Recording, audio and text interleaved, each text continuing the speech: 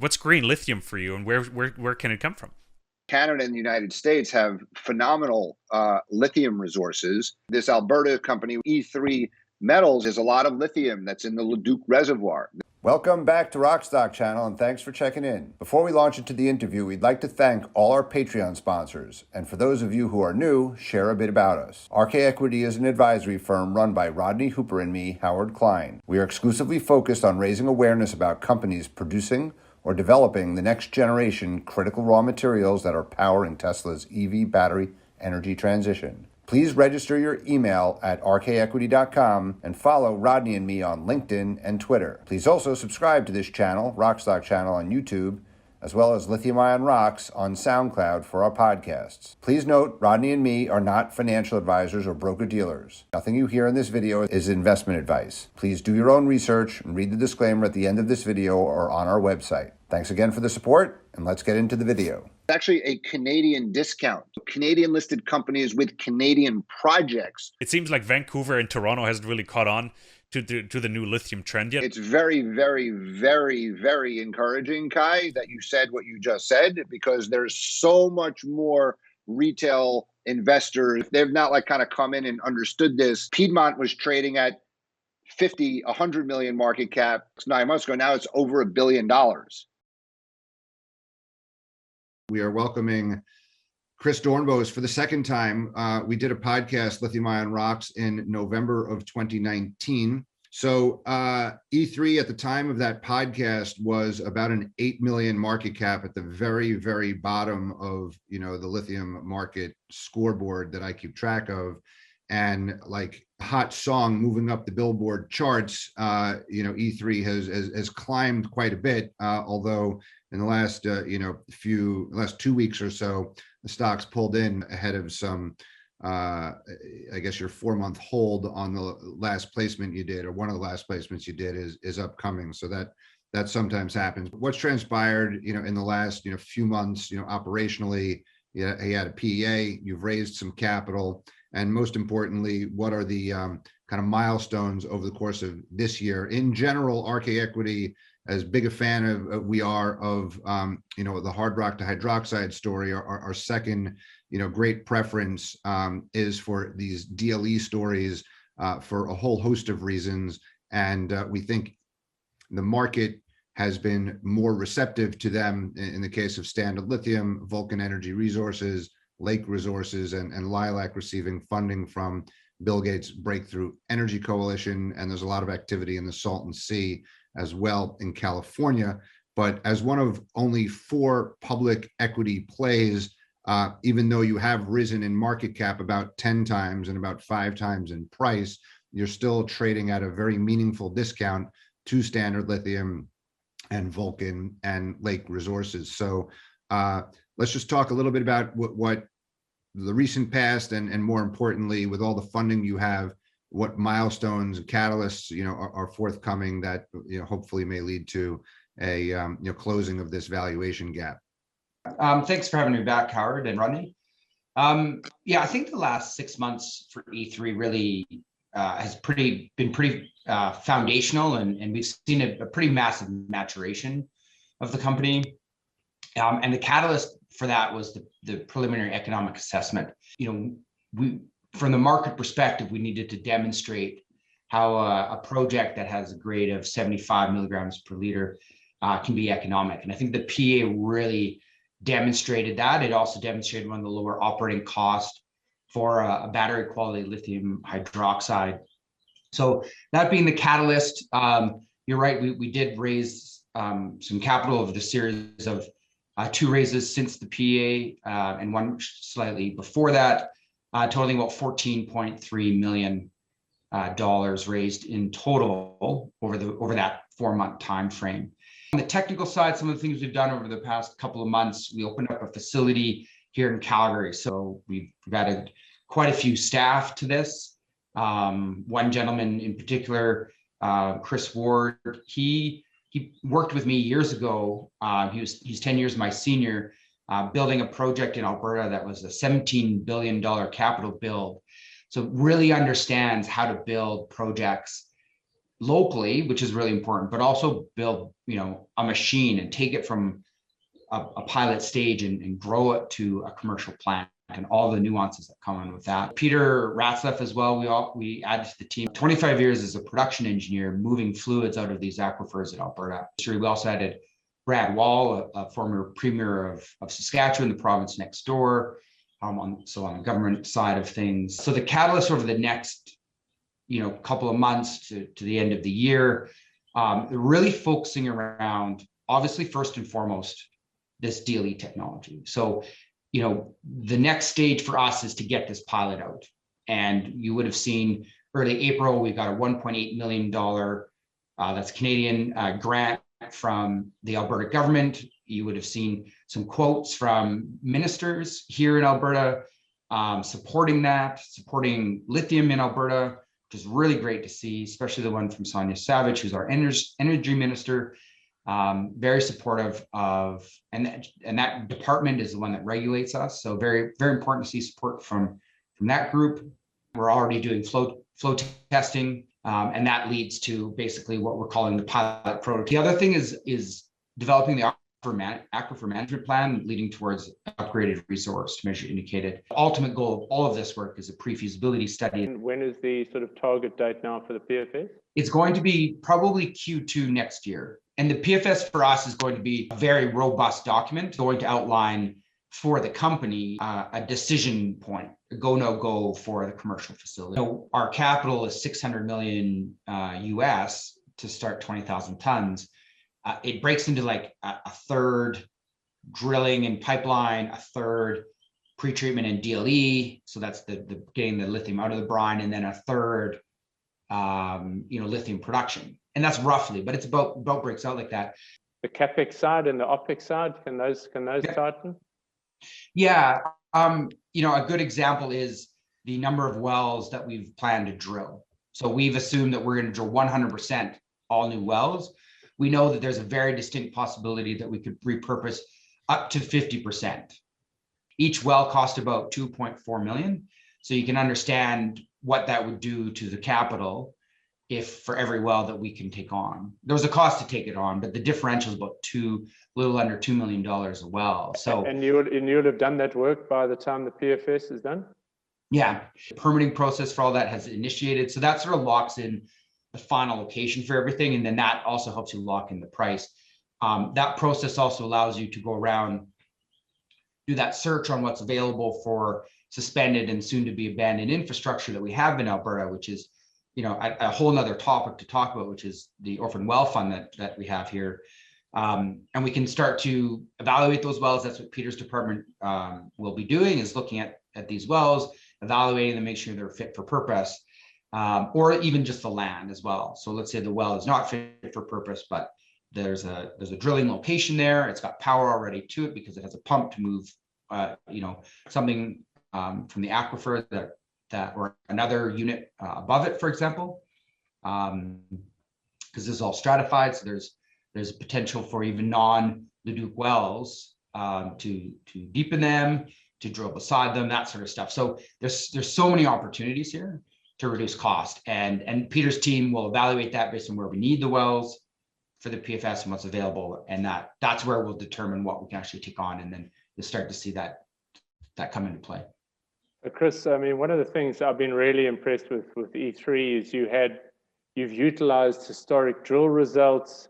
You've had, you've grown the business in a very non-dilutive way. You've got grants, you've got the Alberta Innovate now. My understanding is, you have a very good understanding of what the Leduc aquifer is. There's nothing flowing in and out. It's a body of water. And if you've got a measured and indicated, it's fairly homogeneous across the entire body, so that if you can crack the code, you understand pretty much the entire aquifer. The geologic term is confined. Confined means that there's no instantaneous inflow outflow in the time frame, for example, of us producing. Like in the 30-year time frame, the water is static. If you understand it and you can take a sample of it and produce what you're looking to do, then you can do it across the aquifer. The nuances of producing from this aquifer, like the Leduc is historic.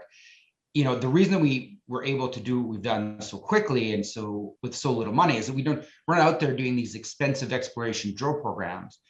We haven't drilled a well yet, and that's all backed on the fact that this was explored. It was discovered in the 40s, so by ExxonMobil, and it is a world-class aquifer in terms of its ability to produce fluids. The main body of this aquifer, all the pore space that's there, is filled with this brine. The lithium's in the brine. The amount of brine that you can produce on a daily basis and the impact that has on the rest of the aquifer is absolutely fundamental.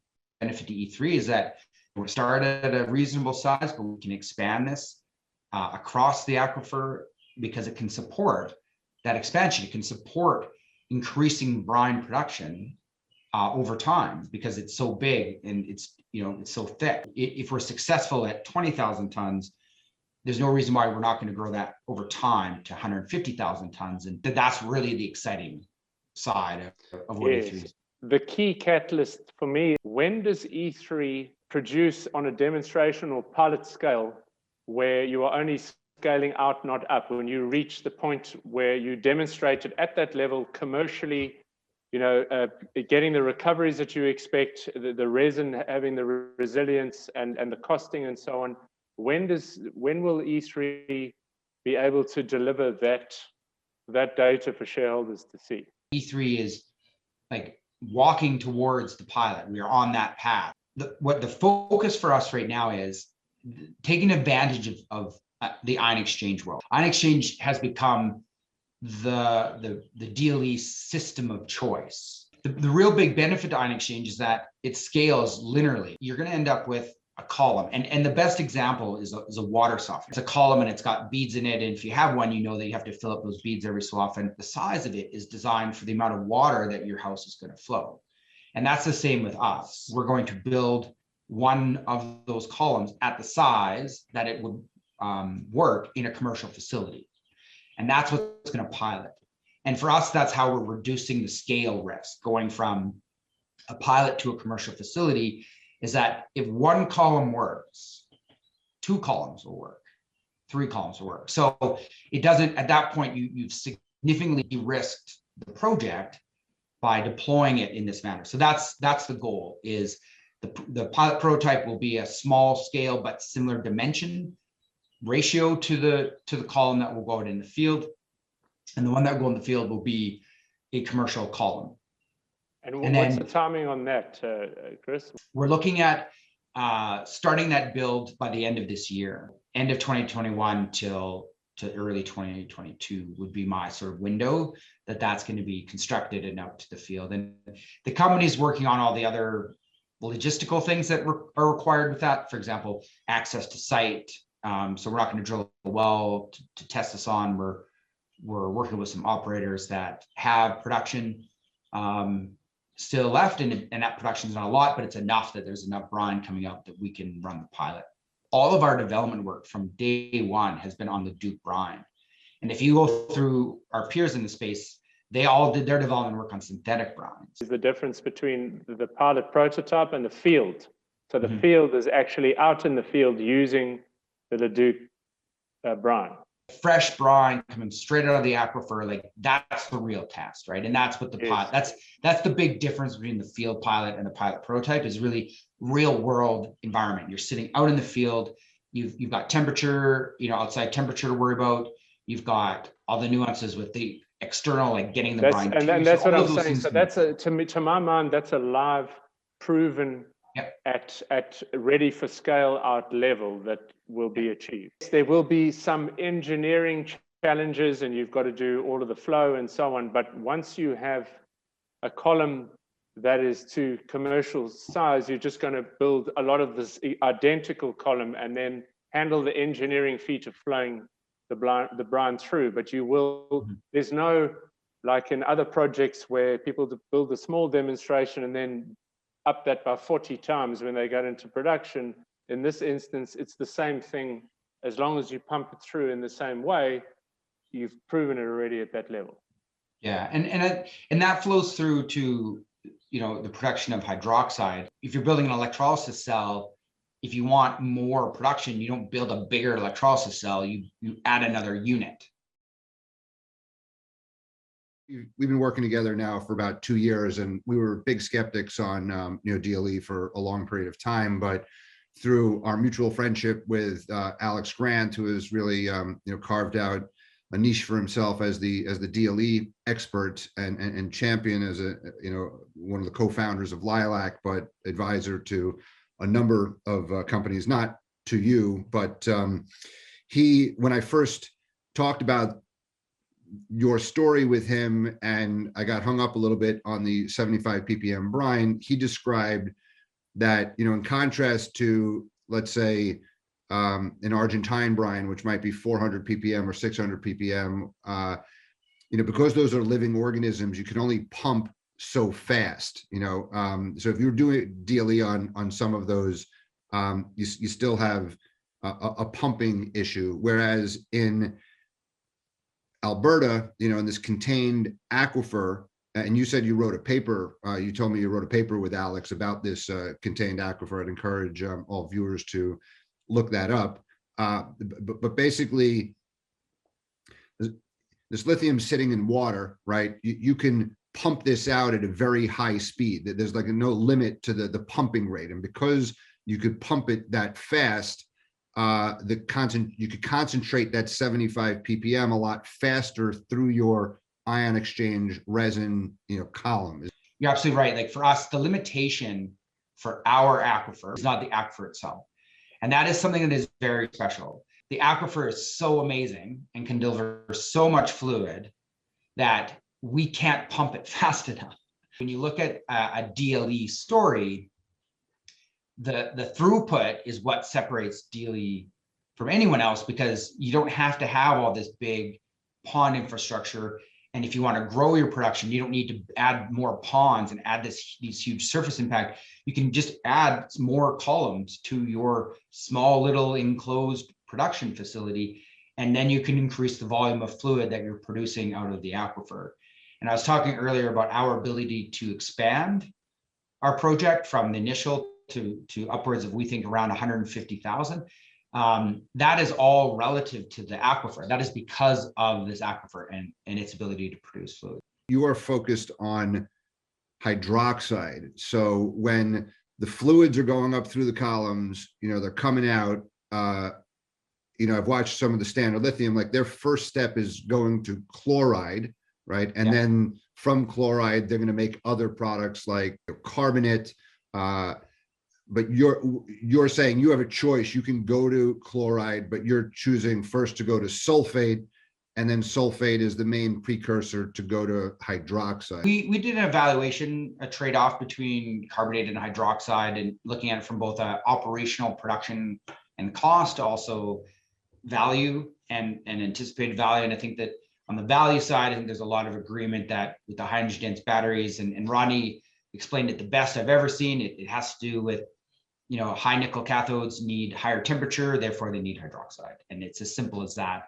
And so we believe, and I think the market sort of believes, that hydroxide is going to be, at least for the time being, a real dominant player, and will continue. And then we have optionality.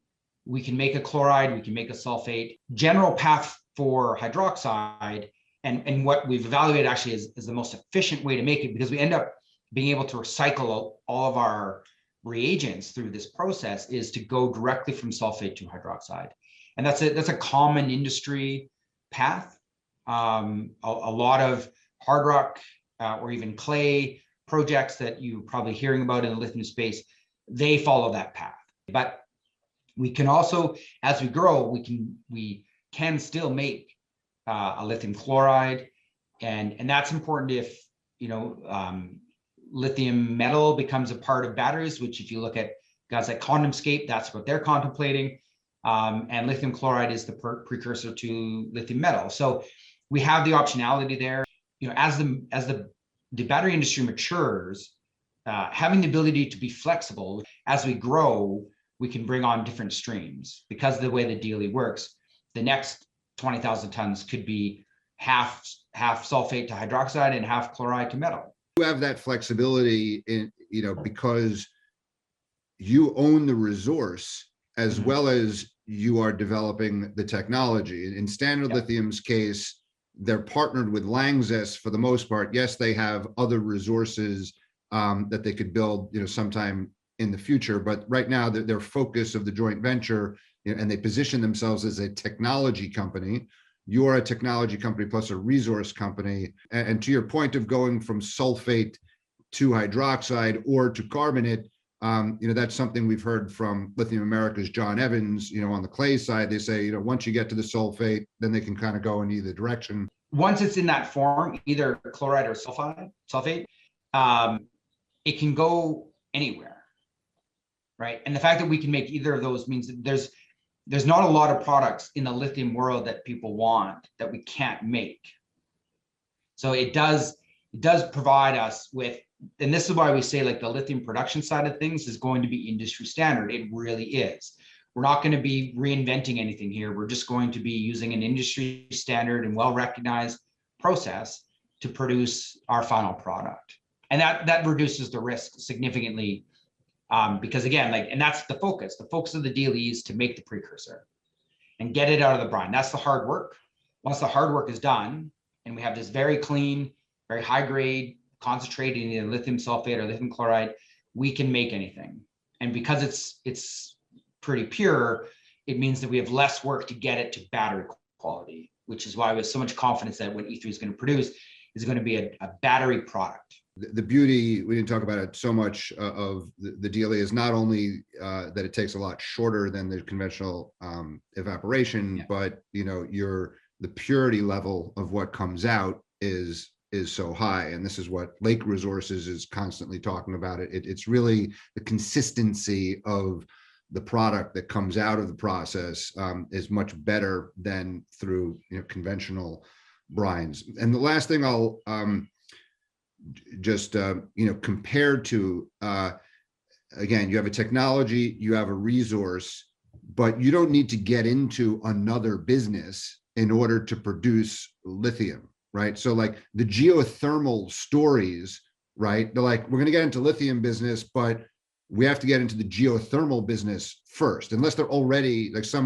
there's existing geothermal in the Salton Sea, and there are some companies that are bolting on to that, but maybe in Germany they'll latch on to existing geothermal production as opposed to building their own geothermal themselves.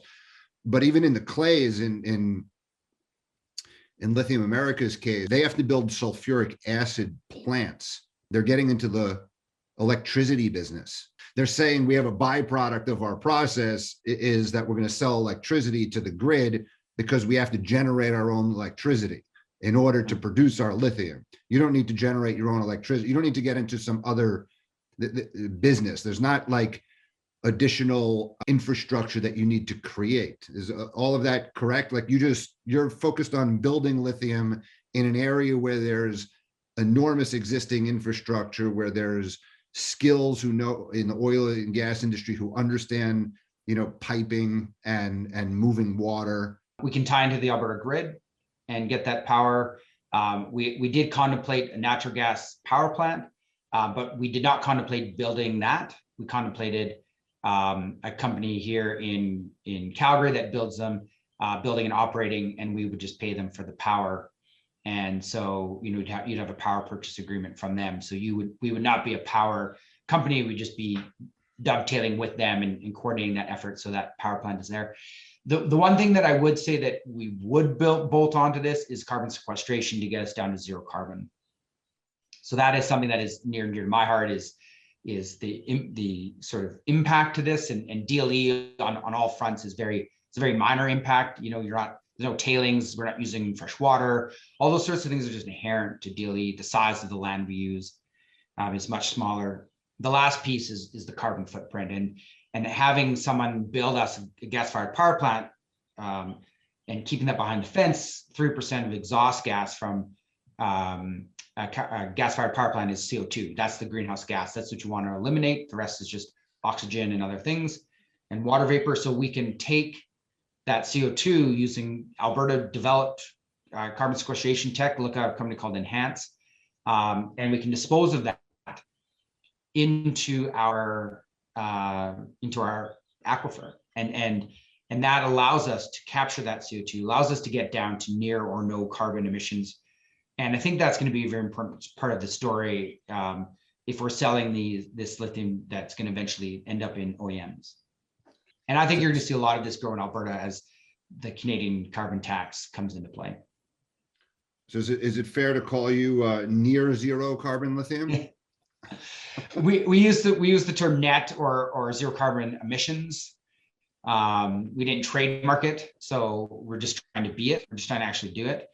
Okay. Yeah, I think it's a philosophy for the company, and I think when you look at government funding, we were talking about earlier, I think that's where we could get some significant government funding is in enabling zero carbon. Chris, thank you very much. This has been a great update, and congratulations on all the success over the past kind of 18 months. I know you've been working at this for many years, and things take a long time, and then they happen suddenly. So, you know, it's an exciting, 12 to 15 months ahead, I think, toward really proving this out and getting to a pre-feasibility study. And again, hopefully, following a similar trajectory to some of your DLE peers.